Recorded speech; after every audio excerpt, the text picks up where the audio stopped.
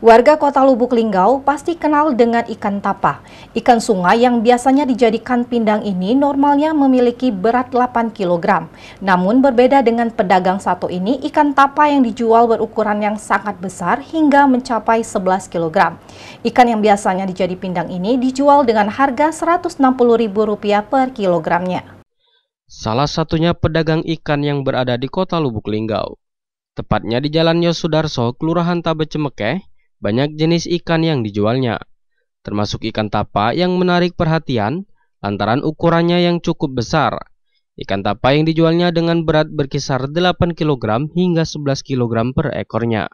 Pedagang ikan Rusmini mengatakan, untuk usaha ini kita menjual ikan sungai.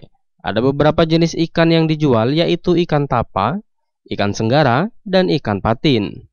Ikan sungai yang dijual ini seberat 8 kg hingga 11 kg per ekornya. Untuk harga ikan tapa ini berbeda cara jualnya. Untuk kepala ikan tapa ini dijual Rp150.000 per kilogramnya. Dan untuk dagingnya Rp160.000 per kilogramnya. Ini ikan. Ikan ya. Ikan apa nama ini, Bu? Ini ikan sungai, ada ikan tapa, ada sengaran, ada patin. Nah, ini ikan tapa ini itu satunya tuh berapa kilo lah? Yang tadi 10 kilo, 11 kilo, yang ini 8 kilo. 8 kilo ya. Yo, kalau ini sengaran ini ada 4 kilo. Ini kita dari sungai atau Sungai. Sungai ya. Sungai. Oh ya, Bu. Kalau jualannya berapa ini, Bu? 1 kilo atau 1 ekor? 1 kilo per kilo. Iya. Jadi kalau kepala lain, daging lain. Berapa ya?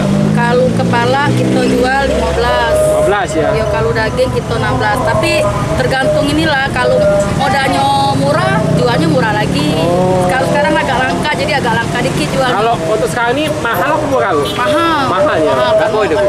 Iya, posisinya 150-an sekilo. 150.000 1 kilo.